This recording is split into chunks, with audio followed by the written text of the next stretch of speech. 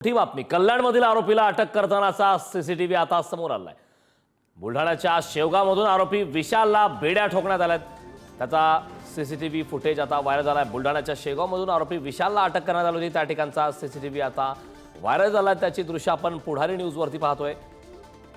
तर अल्पवयीन मुलीवर अत्याचार करणाऱ्या नराधमाला ताब्यात घेण्यात आला आणि त्या ठिकाणचा व्हिडिओ हा आता व्हायरल झालेला आहे। बुलढाण्याच्या शेवगावमधून आरोपी विशालला बेड्या ठोकण्यात आलेल्या आहेत। अल्पवयीन मुलीवर लैंगिक अत्याचार करून हत्या करण्यात आली अशी धक्कादायक असा प्रकार घडला आणि त्यानंतर आता आरोपीला बेड्या ठोकल्या। या संदर्भात ताजी अपडेट देण्यासाठी आपले प्रतिनिधी संदीप वानखेडे आपल्यासोबत जोडलेत। संदीप, बुलढाण्याच्या शेवगावमधून आरोपी विशालला बेड्या ठोकण्यात आले शेगावमध्ये आणि त्या ठिकाणचा सीसीटीव्ही फुटेज व्हायरल झालाय।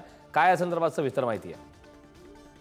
करण सर, खरं पाहिलं तर कल्याणमधील अल्पवयीन मुलीवर लैंगिक अत्याचार करून तिची हत्या केल्यानंतर हा जो प्रमुख आरोपी आहे विशाल गौरी, हा फरार झाला होता आणि हा आपल्या बायकोच्या माहेरी अर्थात बुलढाणा जिल्ह्यातील शेगाव या ठिकाणी लपून बसला होता। परंतु पोलिसांनी तांत्रिक दृष्ट्या तपास करत त्याचा शोध लावला आणि हा जो आरोपी आहे हा आपली वाढलेली दाढी हे सेव्हिंग करण्याकरता एका सलून मध्ये घुसला असता। त्या ठिकाणी पोलिसांनी त्याचा छडा लावला आणि त्या ठिकाणी पोलिसांनी त्याला अटक केलेली आहे। आणि हे जी आपण आता सध्या दृश्य पाहतोय ही एक्सक्लुझिव्ह दृश्य आपल्या पुढारी न्यूजच्या प्रेक्षकांसाठी आपण दाखवतोय।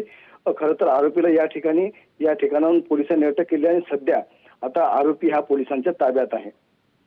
करण, नक्कीच संदीप, खरं तर कल्याणमधील हा धक्कादायक असा प्रकार घडला। या प्रकाराने महाराष्ट्र हादरला, त्यानंतर ताब्यात घेण्यात आला आणि त्याचा व्हिडिओ देखील मोठ्या प्रमाणात व्हायरल झालाय। शेगावमधला हा व्हिडिओ आहे। काय या संदर्भात अधिकची माहिती आहे? कारण सीसीटीव्ही फुटेज मोठ्या प्रमाणात आता व्हायरल झालंय।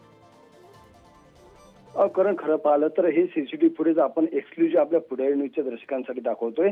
आता शेगाव पोलिसांनी त्याला ताब्यात घेतल्यानंतर ही कल्याण पोलिसांच्या ताब्यात दिल्यानंतर हा सध्या कल्याण पोलिसांचा अधिक तपास करतोय। हा आरोपी सध्या कल्याण या पोलिसांच्या ताब्यात असलेला आहे आणि खरं तर संपूर्ण महाराष्ट्र या घटनेने हादरला होता। अजूनही महिला आणि मुलींवरचे अत्याचार कमी होताना दिसत नाहीयेत आणि त्या अनुषंगाने तर नवीन स्थापन झालेलं सरकार आता काय नेमकी पावलं उचलतं हे देखील पाहणं तेवढंच महत्त्वाचं असणार आहे। मात्र आता आज याच घटनेसंदर्भात गृहमंत्री असतील, त्याचबरोबर राज्याचे मुख्यमंत्री देवेंद्र फडणवीस यांनी देखील आपली प्रतिक्रिया व्यक्त केली होती आणि एकंदरीत नागरिकांचा रोष पाहता या आरोपीला कठोरात कठोर कारवाई व्हावी अशी मागणी देखील नागरिकांकडून केली जात आहे। त्या संदर्भात रोष देखील समाजाकडून व्यक्त होत आहे आणि त्यामुळे आता या आरोपीला काय शिक्षा होतं, सध्या हा आरोपी पोलिसांच्या ताब्यात आहे, परंतु या आरोपीला काय शिक्षा होतं, फास्ट ट्रॅक कोर्टामध्ये ही जी आहे प्रकरण हे चालवलं जातंय का आणि आरोपीला काय शिक्षा होते पाहणं अत्यंत महत्त्वाचं असणार आहे। नक्कीच करण, संदीप, यानंतर आगामी काळात आता काय घडामोडी घडतात, कशा प्रकारची कारवाई करण्यात येते हे पाहणं महत्त्वाचं आहे। खूप खूप धन्यवाद या सविस्तर अशा माहितीबद्दल।